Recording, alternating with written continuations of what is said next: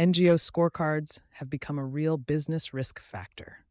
There was a time when a poor score from an environmental advocacy group landed on the desk of whoever ran communications. They'd draft a response, maybe schedule a stakeholder call, and the issue would move through the usual cycle. It was managed as reputation work because that's functionally what it was.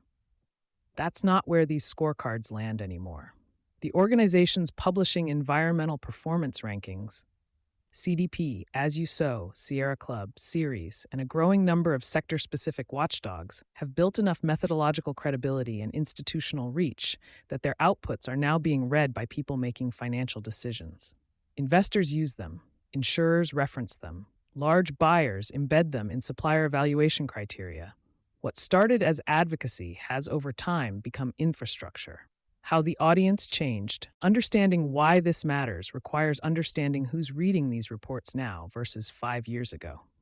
In 2025, 640 investors representing $127 trillion in assets used CDP to formally request environmental disclosure from companies. That's not a fringe coalition of ESG-focused funds. It represents a quarter of all global institutional financial assets. When those investors don't get what they're looking for from a company's own disclosures, they turn to third-party scorecards to fill the gap. The supply chain dimension is just as significant. More than 270 major buyers requested environmental data from roughly 45,000 suppliers through CDP's supply chain program in 2025 alone. For companies on the supplier end of those relationships, a poor or missing scorecard presence isn't an advocacy problem. It's a contract risk. On the insurance side, underwriters in sectors with significant environmental exposure have begun incorporating third-party environmental performance data into risk modeling. A company with repeated poor showings across multiple watchdog organizations is presenting a different risk profile than one with consistent, improving scores, independent of what that company's own sustainability report says. What the scores are actually measuring. Part of what's given these scorecards staying power is that the better ones have moved past simple pass-fail grading. CDP's methodology evaluates not just whether a company has emissions targets, but whether those targets are science-based, whether progress is being tracked, and whether governance structures exist to hold leadership accountable. The scoring is designed to be difficult to game with narrative alone. There's also a built-in penalty for silence. Companies that are requested to disclose through CDP but choose not to respond receive an F score. Non-disclosure isn't a neutral outcome. It's a scored one, and institutional investors who screen on CDP data see it as such.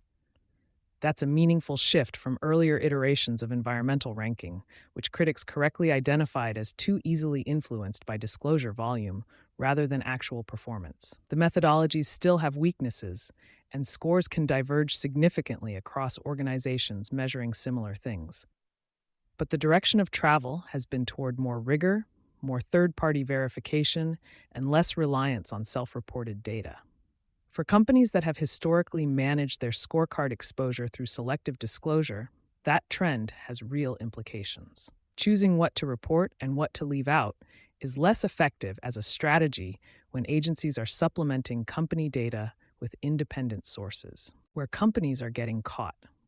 The gap that creates the most exposure isn't between good and bad environmental performance. It's between actual performance and what's visible to external scorers.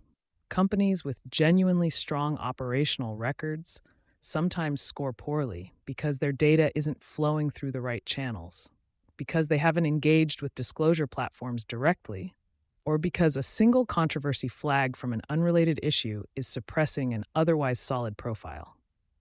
That's a solvable problem, but only if someone owns it. More commonly, the gap runs the other direction.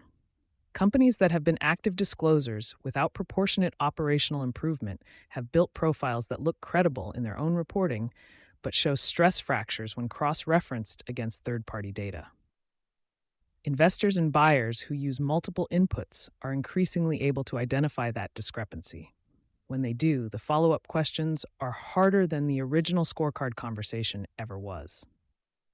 Internal audit activity has surfaced this pattern in a number of organizations.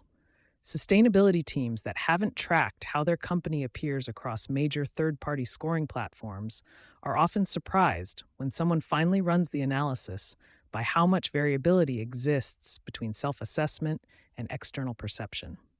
What sustainability leaders need to own. The organizational implication is straightforward, even if the work isn't.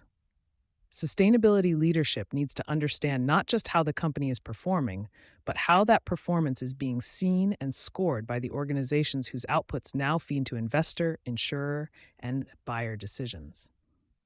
That means mapping the scorecard landscape relevant to your sector, understanding the methodology behind each, and identifying where gaps between internal data and external scores exist. CDP engagement in particular is worth prioritizing for companies that haven't treated it as a core disclosure function. With more than 22,100 companies now disclosing and representing over half of global market capitalization, absence from that system reads as a signal, not a neutral stance. It also means bringing this conversation to leadership before a scorecard becomes the reason an investor asks a difficult question in an earnings call, or a buyer puts a contract renewal on hold. The organizations publishing these rankings have spent years building credibility with exactly the audiences that matter to your business. That's not a communications problem to be managed after the fact. It's a performance and disclosure problem that needs to be solved upstream.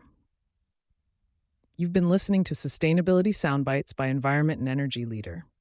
For partnership opportunities, please reach out to our team.